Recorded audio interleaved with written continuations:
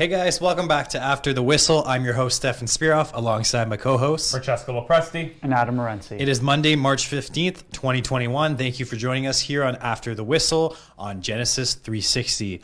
We've got a pretty good show for you today. We're going to start off, as usual, with the Toronto Maple Leafs. A lot going on there. I mean, the last 6 games actually have been pretty disappointing for the Leafs. So we're going to get into that, and maybe we'll have some hot takes. Maybe we won't. Maybe we're going to overreact, underreact. We're going to get into all of that. And also the Toronto Raptors are in the same losing ways as the Leafs right now. So it's not going to be much good news on this show. Hopefully Adam, when he does his baseball segment, he'll be able to kind of turn the tide a little bit and give us some more brighter news regarding the Jays. But yeah, that's our show for today. And like we said, we'll start off with the Toronto Maple Leafs. So on the last show, we were talking about how great the Leafs played against the Edmonton Oilers with 3 straight wins against the team, outscoring them 13-1. Then we had those 2 losses against Vancouver, which immediately followed that series. And we kind of just brushed it aside. We said, okay, well, the Leafs had a great series. Kind of maybe that series took a lot out of them. And, that was kind of what explained the losses to Vancouver. But then we had this series against the Jets that we all touted as the most important stretch of the season for the Leafs. And what they did was they came out and they pretty much disappointed in those 3 games, losing 2 of them, winning 1 in OT, but that game could have gone either way. So they lost. Yeah, the most recent game to Winnipeg that they lost was on the weekend, 5-2 loss. They had a 2-1 lead in that game, and they kind of just let it slip away in the third period, something that the Leafs would do last season, but not much this year. And then last night, we had a complete stinker against the Ottawa Senators. 4-3 loss. Michael Hutchinson let in the first 2 shots he faced. And from then, it was just like a lackluster effort for the Leafs. Nothing happening. Arguably, I'd say maybe one of the worst performances in the last couple of years. Just considering how bad Ottawa is. I wouldn't say the worst performance. It was pretty bad, but I wouldn't say it was the worst performance. Yeah, I mean, worst performance is probably a little bit dramatic, but I mean, I think it just stings more than it actually represents. Well, they got those 2 goals at the end of the game to cut it to 4-3, but it was 4-1 at that point. That's true. Against an Ottawa team that, they're very young. Their defense isn't very good. They had a goalie, the goalie that started yesterday, Decord. It was his 4th NHL game. Oh, yikes. I forgot about that. The Leafs had every excuse to end, this stretch of 4 games in 6 nights on a high note last night. Mm-hmm. And they came out there and it just was the exact opposite. So before we get into some more of the Leafs, I guess we got to kind of talk about the blame game. So the Leafs are 1-5 in their last 6. And, we're seeing some things that we saw last season kind of resurface. So I'll ask you, Francesco, first. Like, if you had to pick one person to blame, who would you blame for this loss, this play as of late? Could I maybe blame the defensive group? Yeah, you can blame again. Sure, I mean, that'd be a good answer. Could I lump that in? Just because, yesterday in particular against the game, Sunday against which was yesterday against the Sens, the defensive group really let me down. And we've talked a lot about how they've made big strides this year and how they've been better and how they definitely are a step up than how they were last year. Right. But yesterday's game completely showed that, maybe this team, maybe we were looking a little bit too highly. This team still is good, but there is a lot of work that still needs to be done. There was 3 defensive errors that you could clearly see. The first one, Boyd on the boards, gives it away. The Chuck comes in and shoots it. Bad goal. Hutchinson doesn't have it, but it is what it is. Yeah. Okay, whatever, right? First goal, right? And then I look forward into the last 2 goals where both on back-to-back plays, Muzzin on the penalty kill, fans on clearing the puck, doesn't get it out. Sens get the puck back and score. Next play, not the next play, but literally 15, 30 seconds after, Leafs have a face-off in their own end. They win it. Mm-hmm. And all of a sudden you have Riley. You think, okay, he's going to clear this. He normally does it. Tries to go up the boards and doesn't get it out. And they come back and they score again. Mm-hmm. So that was. And one thing I also noticed about last night's game was the Leafs were trying the stretch pass a lot more. And this is something that they kind of eliminated from their game this season because it didn't work in the past. So kind of like to what you were saying, these old habits that were there last season or the year before are starting to creep back into their game. And it's concerning. Oh, definitely. And the thing that I will maybe give them the benefit of the doubt, not really, but we knew that in a condensed season of 56 games, and like I think it's like in 126 days. Yeah. I think it's like the actual stat. You knew that there was going to be a stretch where you're going to be put up to the test. Every team in the North so far has gone through it. Literally everybody. Yeah. Montreal, Edmonton, the Jets, literally everybody, and the Leafs haven't really gone through it. And this is their period right now where they are just, I guess you could say, for lack of a better term, they're just exhausted, tired. What was it? They've lost 5 of the last 6 and 3 games in the last 4 nights. So over these last few series against the Jets, the Vancouver Canucks, and also now against, this one game against the Sens, you can definitely tell that, with fatigue becomes that mental errors. And then when you're tired, you start to make more and more of those mistakes. And we thought that the Leafs were better than that, but it's just clear to see that when the going gets tough and you're tired, those little sloppy mistakes start to come out, and that's really cost them. But that's the thing is, like, that's just an excuse, because in the playoffs you're playing the same amount of games too. So if the Leafs, maybe it's a telling sign that the Leafs are nowhere near as good as they were to start this season. Well, I wouldn't say that. I still think the Leafs are like a cornucopia of talent, if you will. So they're kind of like they're chock full of talent. Like they got the players, they got, I'm gonna say it again, talent. I mean, you guys were very hyped about the season when it was about to start, all the acquisitions they made. And honestly, I was just dumbfounded by it because they actually went out and they got the guys that they needed to get. So what changed other than being tired? Because honestly, I feel like it's every year something like this happens with the Leafs. Yeah. It's just a lack of focus and mental errors. So is that a player problem or is that a culture problem? The simplicity of the game, like it's a simple game when you're playing it the right way. But what they're doing now is they're just shooting themselves in the foot by, like not getting the puck out of the zone or pinching too much. Like Justin Hall, the last couple of games, he's been like pinching way too much and getting caught out of position a million times a game. So it's just those little things that they're doing wrong now that they weren't doing before. But if you want to be a team that wins in the playoffs, you can't do these little things wrong. And look at the Leafs only played Winnipeg once going up to this week. Winnipeg is that physical, high energy team that's kind of built for the playoffs. So this week was a test for the Leafs, 3 games against the Jets, and they failed completely miserably. Yeah. And another problem is Freddie Anderson. And I've said this before, I've said it a million times. Francesco, you're more of in the middle with Freddie Anderson. But he hasn't stole them games. And I'm not saying he's a terrible goaltender. I'm not saying he's, they need to trade him, get rid of him because he stinks. But he's not doing what Connor Hellebuck did in the games against the Leafs. He's not like when you're making mistakes like the Leafs were last week, you need your goalie to at least steal 1 or 2 of those games. He needs to back you up to some degree, and Freddie Anderson's just not doing that. He's not making that big save at the big time when they need it. He's being slightly above average. The other team's scoring good goals, but some of those good goals need to be saves, right? You know what I mean? You know what? And I can't really argue with that because for the trend now, even while we are still winning over the last little month or so, the trend has been that every night the Leafs goalie has been the second best goalie. Yeah, and it's just over and over again, and it's about time we have to address it. And you know what? But that just doesn't fall on Freddie. That falls on everybody, right? Hutchison has to be better. Starting the game last night against the Sens, you can't let 2 goals in on 3 shots. And the first one, they were both bad, but the first one in particular was just really bad. And you know what? Like, the goaltending support hasn't been great. Jack Campbell has been out injured for literally the whole year. We haven't really had that quality backup goaltender that we so desperately need. Freddie's had his up and downs too, and I really don't know. He's a sub 900 goaltender this year, Freddie. I really don't know what else to say because I feel like there must be something. He must be hurt. Yeah. There must be something some going underlying on thing. Maybe there's something in his family. I don't know. It could be something. I don't know, but the thing is now, like, the Leafs have had Frederik Andersen for 5 years, and you can say that their defense has been pathetic, which it has been, but Freddie Andersen hasn't won anything with them in 5 years.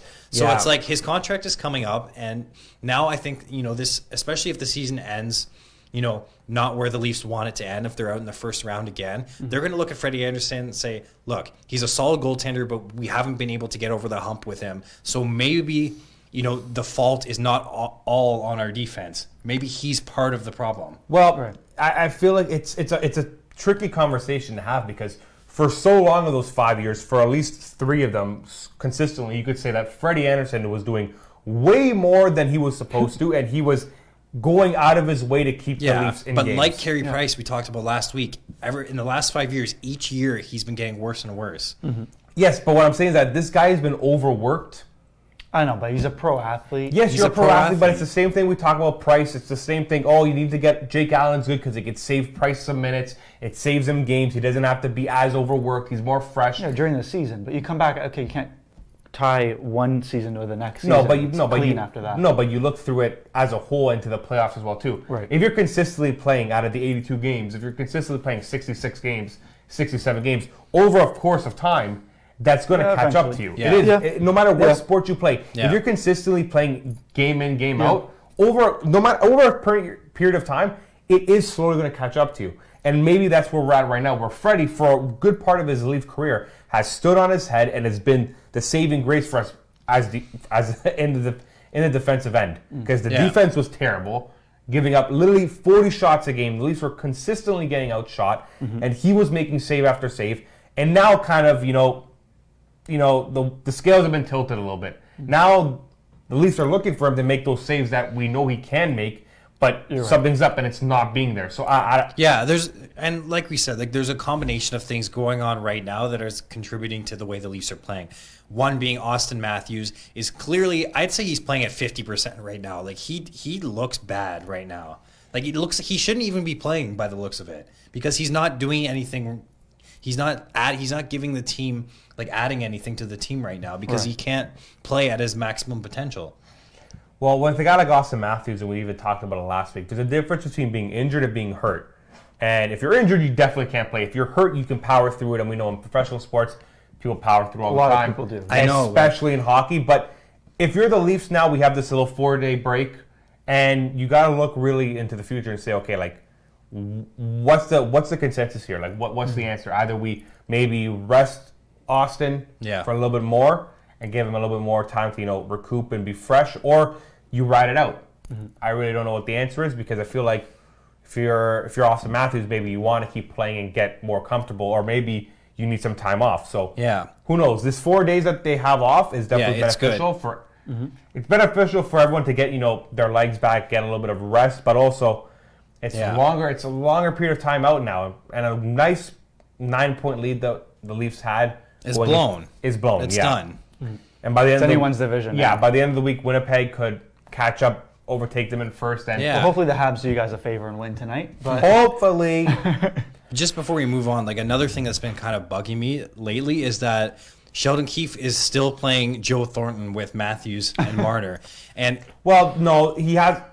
I will argue that it's been. Yeah, but he's been mixing it up, but like still primarily Joe Thornton is still primarily playing on that top line. Yeah, he shouldn't be there because he's slow, he's old, he's a liability on that line. In last game against the Sens, it was Hyman on the. Yeah, on I know the in the last game, but we're talking more about the Jets series. Yes, but he starts the game on that line, Joe Thornton. Yes, but if you it's very clear to see as the game progresses, he gets moved down the lineup. He needs to play down the lineup. Gets pushed up more. He needs to play down the lineup. But what's the point of all doing the time? That, then? Like, is he that much better than Hyman? He can play on the power play. He can play in the first power play unit, but he needs to, he can't start at the top of the lineup at his age. He's just not as productive anymore. He's not as fast. The thing about that line in particular, and we talked about it, and then we'll get to commercial break, is that when it's going good, it looks nice. Everything's flowing and all that, and everything's going good. But for a good part of the season, they look like misjointed. They look like it's kind of awkward. It looks too awkward and too forced. But I believe we're going to get into commercial break. Yeah, we'll get into a commercial break, and then after we'll just kind of wrap up this segment and then get into the Toronto Raptors and we'll talk about their struggles as of late, and then we've got Inside the Batter's Box with Adam, so we hope you stick around right here on After the Whistle on Genesis 360. Hacienda Santa Teresa, un típico restaurante mexicano en el corazón de Bradford, Ontario. Porque visitar la Hacienda Santa Teresa es estar en México. Visítanos para tener el gusto de atenderte. Back here and After the Whistle. So now we're actually I didn't mention it before the break, but we're going to get into NHL Trade Deadline is in 3 weeks. So we're just going to kind of look at the players that are out there and that are kind of making noise in the kind of possible trade bait board, and then we'll get into the Raptors after that. So we're going to see whether these players could potentially fit in with the Maple Leafs and maybe kind kind of help them get out of this rut that they're in. Yeah. So Or help any team. Or help any to be team. honest. I'm gonna say, hey. So for Jessica, you've got the board up there, and you have some notes as to what players might fit in with the Maple Leafs. Yeah, so there's 20 players on this board that I have right now, but I'm just going to go with the top 10 because I feel like Sure. And then a couple of guys that are in the lower rank of that board. Special mention. Yeah, special mentions, right? So number 1, Matthias Ekholm, no shout with Nashville. They've had a terrible season, so that's a quality top 4 defenseman that you can look at. Number 2, Jack Eichel, superstar center. Buffalo Sabres are terrible, and he's looking to get out. So that's a stretch. I feel like that. Yeah, that's like the stretch passes the Leafs are trying to make. All right, so now we're going Chris Dredger from the Panthers, Philip Forsberg, Rickard Rakell, Clayton Keller, Dylan Strome, Brandon Sutter, Michael Granlund, and Kyle Palmieri round out the top 10. Special mentions to Brandon Montour and Tanner Pearson, who, for me, I think the Leafs need to target 3 players. Not get all 3, but these 3 should be in the running. Matthias Ekholm, Tanner Pearson, and also Brandon Montour. I think those 3 would definitely. I'd add another one to that as well. Eric Stahl. I have him there too. I have him there too. So what the Leafs desperately need, I think, over this last stretch of 2 weeks, you look, the defense definitely needs some reinforcement. Just on the fact that if in the playoffs, if someone goes down, if Riley goes down, Muzzin, Hall, this team they're not deep enough. Depleted. It's a far drop off. So you need to reinforce, whether that be with Ekholm, Montour, or even Dennis Savard. Who even is the drop off right now? Like, is Martin Marincin still in the system? Yeah. Yeah, so he'd probably be the next guy up, right? Yeah, well, or then Rasmus Sandin. Yeah, Rasmus Sandin. Do we know Ekholm's cap hit? I think I could pull that up really quickly. But because I know that Ben Chiarot is just went out for 6 to 8 weeks today. But like the argument, so I know that the argument with the market for defensemen as well. The argument with Eric Stahl is what I was hearing on the radio earlier this week was that he is an older guy, and the Leafs already do have an abundance of that with Joe Thornton and Jason Spezza, but he's a little bit younger than Spezza, and I think he can still he still has some left in the tank. Whether the Leafs want to go that route or not is, we don't know yet. But I think Eric Stahl could be a nice fit in the bottom 6. Matthias Ekholm has a $3.75 million cap hit, which is relatively cheap considering like the type of player he is. So I think that's feasible, but also you have to worry about what you're sending back and how you can maneuver that. I think, definitely he's the top of the leaderboard for that just because of how well of a defenseman he is. I'd say, yeah. But also going forward, like maybe the Leafs and pretty much any other team has to look at a couple of things, right? Whether like the expansion draft that's going to be next year and also, the moment they're in, right? You can't be throwing everything away just to secure a guy that maybe you're not even going to have to be able to protect going forward. So it really is, you got to take a chance. More particular, we're looking at the Leafs. If you're the Leafs, you have to assess these players and look, okay, either we're just renting them and we actually think we have a real shot at going deep in the playoffs. So you know what, we're gonna splurge and we're gonna take all in. We go all in. Rentals, and it is what it is. Or you look at someone who maybe has a little bit more term that you look to protect, and maybe you give up somebody else down the line, maybe in a future trade or even maybe in the expansion draft. Right. It's just that. So Matthias Ekholm for me as a defenseman, for the forward, there's Eric Stahl, there's Nick Foligno being floated around. Tanner Pearson from the Canucks, I think, is a pretty solid option. He's more of a Wayne Simmons type in the sense that on that bottom 6 role, third line, left wing, he can score when he needs to, and he also has a good physical presence. It also then allows Hyman to move back up. And that third line of Pearson, Engvall, and also Mikheyev looks pretty solid. So just some people that I'm looking toward that I think the Leafs can maybe... Yeah, and this is just little being like picky and choosy and kind of just fixing little problems. But we have to see the next couple of weeks. The next couple of weeks with the Leafs are going to be really telling because this thing has potential to go either, back to where they were before, like, the Leafs kind of get things back on track, or it could go completely sideways. Oh, it could derail 100%. It could completely derail the season, and it's going to make Kyle Dubas's job a lot more difficult at the deadline if they don't come out after this little break. If they don't come out firing after this little break, 100%. They need to. A lot less chitty and a lot more. And you know what? This makes the season a whole lot more interesting because I'd rather this than the Leafs be 20 points up on every team and every game is boring. Well, the only thing I'll round out saying with the trade is that the Leafs, I believe, right now they have like 60,000 in cap space. Yeah. Come the deadline, they'll have like 138. So if you're moving pieces, they're going to be getting rid of some people. Yeah. Like, so whether it's Alexander Kerfoot, Yep. who's pretty much the Kasperi Kapanen and Andreas Janssen type mold where he's making 3-point something. Yeah. Easy to move out and easy to bring someone back in. Or maybe a couple UFAs, I don't know, maybe VC, Barabanov. You never know. I definitely see the Leafs being active, for sure. Do you think, just quickly before we move on, do you think there's anyone there besides Matej Salcom who the Habs look to get? Or that you would like to see? I think the Habs are going to look for a top 4. Like I said, Ben Sherratt's out 6 to 8 weeks. The Habs think of themselves as a playoff team. They think of themselves as right there. You got to fix that hole. And I think 6 to 8 weeks, eh? Yeah, a long time. So he just finished surgery yesterday. So he's going to have to recover. He's going to have to come back, recover. It's not a quick thing. So if they're looking for a playoff run, they're going to have to acquire something. Kind of get some kind of safety net there. And Ben Sherratt is a guy they lean on quite a bit. Yeah. So interesting to see from a Habs perspective. And obviously, offense can't go wrong with offense. Maybe the same guys that the Leafs might be looking at, the Habs might also be looking at, like Ekholm and... Could be. That's why I asked for the cap space, because I know the Habs have a little bit more. But from my understanding, I don't remember unless they spent it all at the end of the offseason last year. But with that, I digress. I mean, the Habs defense, and can't go wrong with some firepower either. All right, well, we'll see what happens. Trade deadline is in a couple weeks. April 12th. April 12th. We'll check back in the coming shows about 5 that. days before my birthday. Next, we're going to get into the Toronto Raptors. So, obviously, before the All-Star break, we know the Raptors were losers of 3 straight. Losers. COVID bug has bitten them. Siakam, Anunoby, who else has missed? Van Vliet have all missed the last 5 games. And the Raptors have lost their last 5 games. Not surprising, but I am a little disappointed because I thought they'd be a little bit more competitive in these 5 games. But they just seem lifeless right now. Like it's hard to watch. It's bad basketball. And I don't feel good about the Raptors now. They're 17-22. They're out of a playoff spot again. I believe they're in 12th. 11th, 12th, yeah. 11th or 12th. Mm-hmm. And, obviously COVID has affected them greatly, but it doesn't excuse these 5 losses completely, because they've shown us before that they've been able to, come back from players being out of the lineup. They've been able to still be competitive. And I don't know. What do you think about the last 5 games? Like, what are you seeing?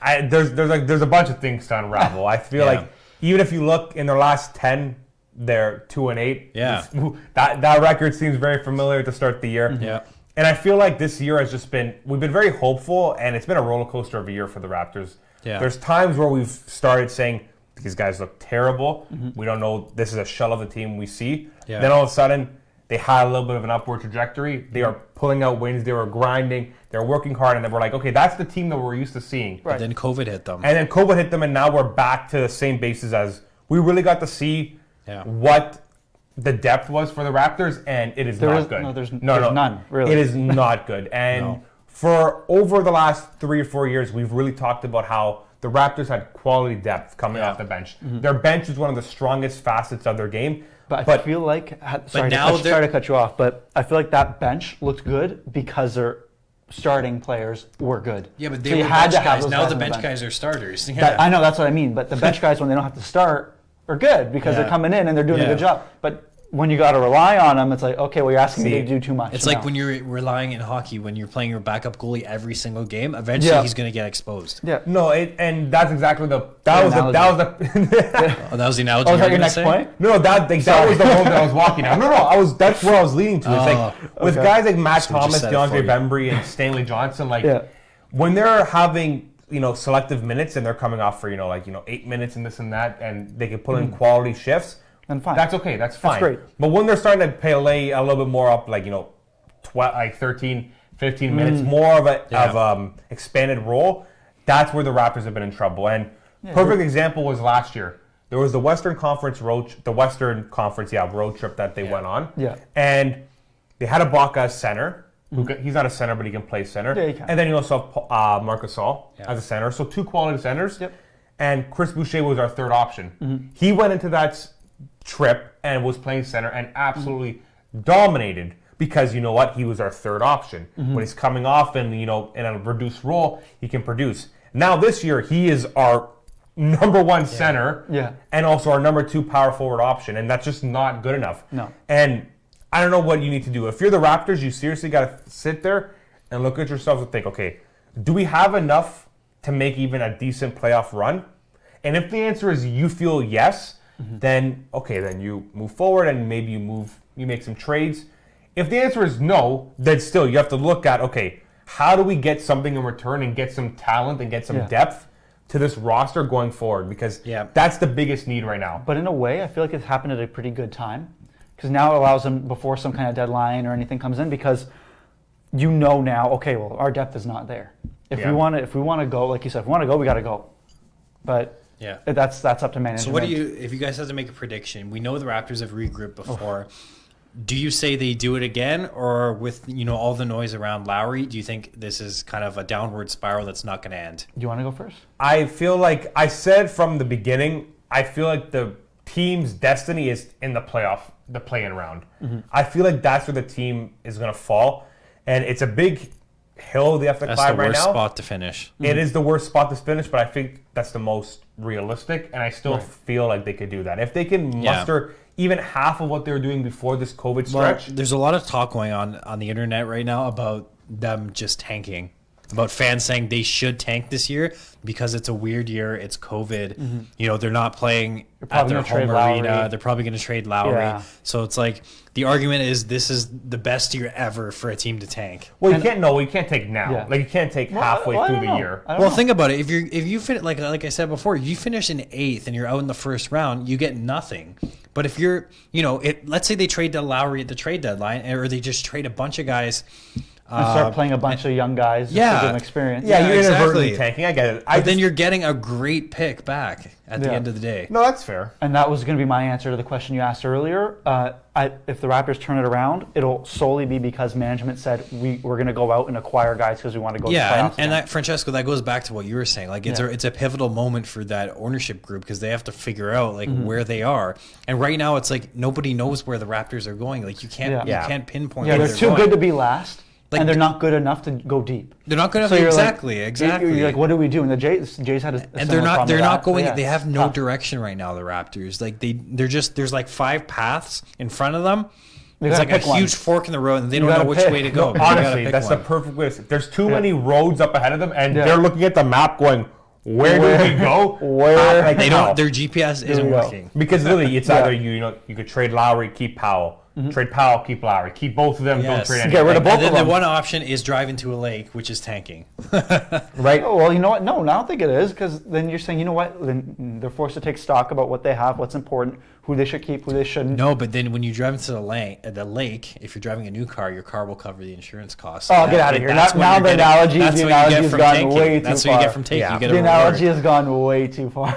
So the trade deadline's coming up even for the NBA. I think it's March 25th. Yeah, very soon. So it's coming up. And again, this is a pivotal moment for the Raptors, and they really got to look amongst themselves and think, okay, do we have somewhat depth even when the guys come back in healthy that we can make a push? Yeah. And if not, then they really got to look and say, okay, how are we moving forward? Are we getting assets, or what's the plan? And then next year, maybe that's a little bit more of a rebuild year where you kind of know that things aren't going to be the best, but then you're looking towards 2 years from now where you get some good picks for next year, and then you can regroup and then you can salvage something and then start setting up the foundations for your future seasons. It's an interesting time to be a Toronto Raptors fan. And it's also an interesting time to be a Toronto Blue Jays fan. Look at Adam? Look transition. At these segues, man. This is Inside the Batter's Box with Adam, episode 2.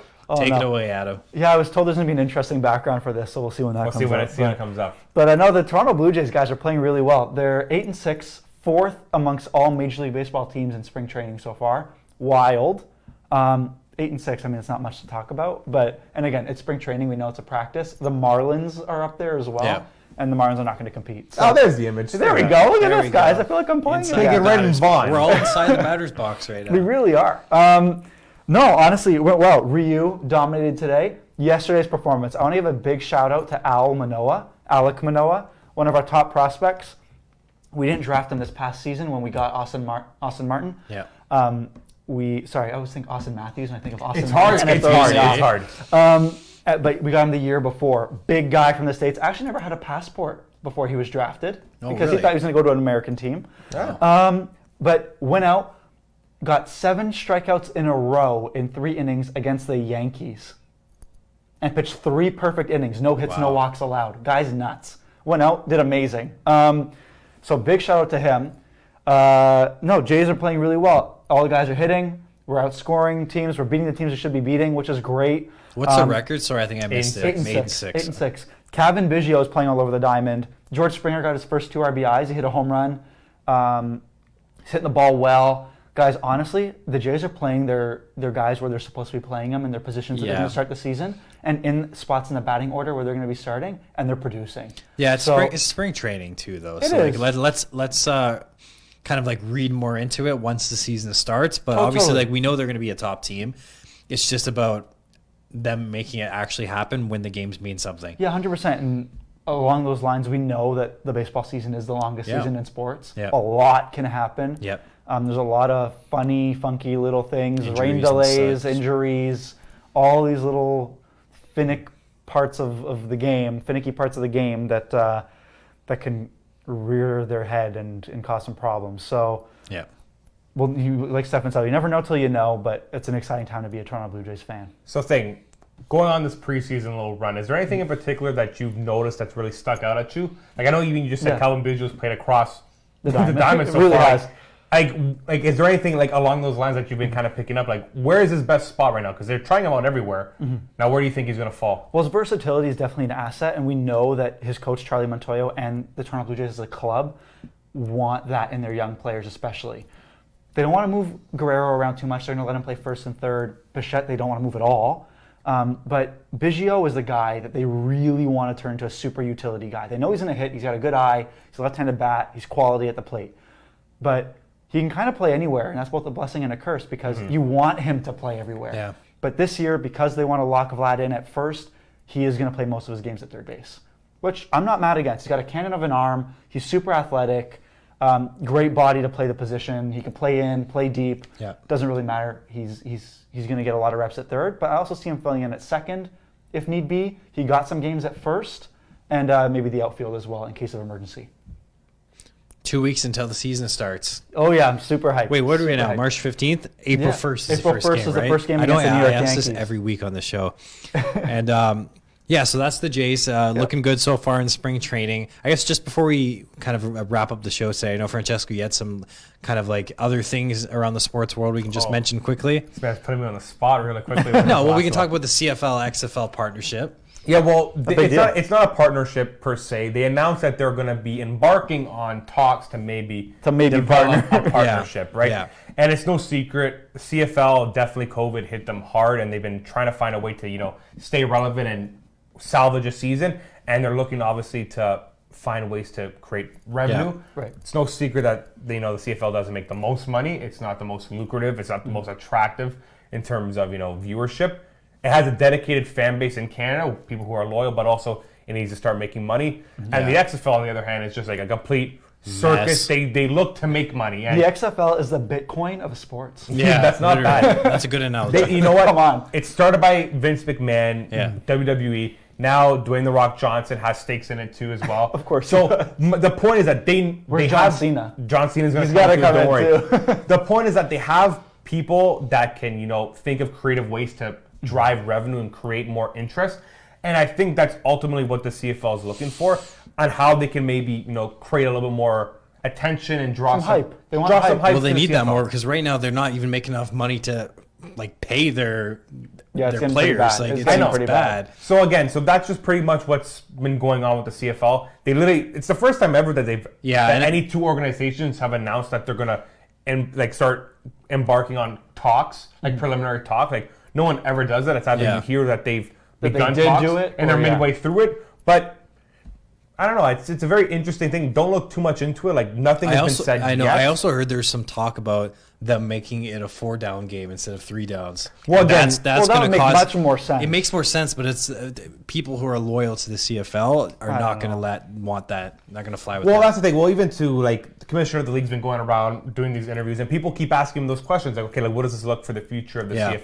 Mm-hmm. Are you going to change the game? And even he was saying, guys, that's very far down the line. Like, to be honest with you, we're just focused on starting talks and getting in the door and seeing what happens. Yeah, and So- their focus is on just starting the season this year. Yeah, they're looking Yeah. to really start the season, and I guess they're looking on ways that they could, elaborate the brand and create more, attention and attract that youth and attract the younger demographic where the CFL is really lacking in. Because honestly, the CFL is pretty much, to be honest, I've never been to a CFL game. Yeah. No. But from what I know and from what I followed, it's a very old demographic. It's the people who grew up, like our parents' ages, that grew up with the CFL, that are invested in it, and they go to the games, they support it. Yeah. But now the CFL needs to start bringing in that younger audience, right? Yeah, well, they've got a long way to go. They do it even too.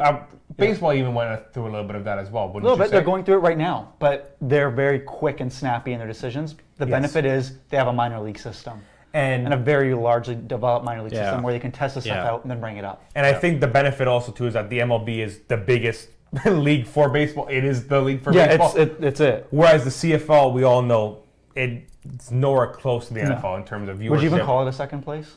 Like, is it even worthy to be called a second place? No, I honestly, and I'm not College football is bigger. Yeah, I would. Yeah, you're right. And that's not being disrespectful at all, like to people who No, it's the love truth. this. It's like, like on the power rankings, they're not even, No. even maybe American high school. American high school football might be bigger than CFL. In some states, it is bigger. High school. You're right. No, there's baseball. There's some fanatic high school. Isn't that crazy? Like, wild. think about high school hockey compared to the NHL, and we're talking about high school. Yeah, no, football. it's not the same here. That's part of the American culture, though, when it comes to sports. Literally, with Friday Night Lights, like every sports movie that came out of the States either was in college or in high school. And again, like that was a pretty hot take. I'm not saying that the whole, but there's some states that value in particular, that Florida.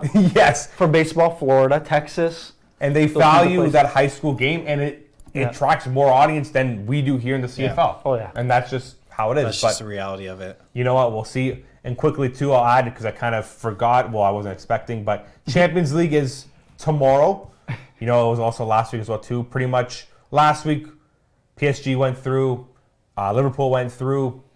Who else went through? Porto defeated Juventus. We never got to talk about that, but that's okay because I didn't want to talk about it, so we kind of forgot about it. Dortmund went through, but tomorrow look for Real Madrid versus Atalanta, Man City versus Borussia Mönchengladbach, Bayern Munich versus Lazio, and Chelsea versus Atletico Madrid.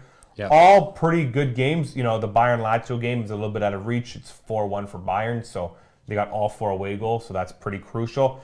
Real Madrid-Atalanta will be a very entertaining game, and also Chelsea-Atletico Madrid.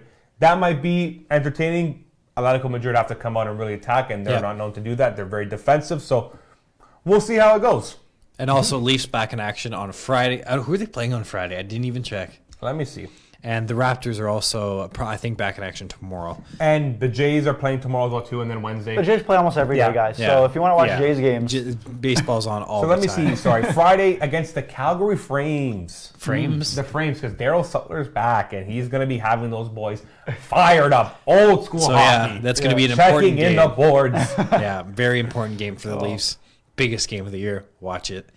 And, we'll see you guys next week on After the Whistle. As always, Mondays on Genesis 360. We hope you enjoyed the show, and we'll see you next week.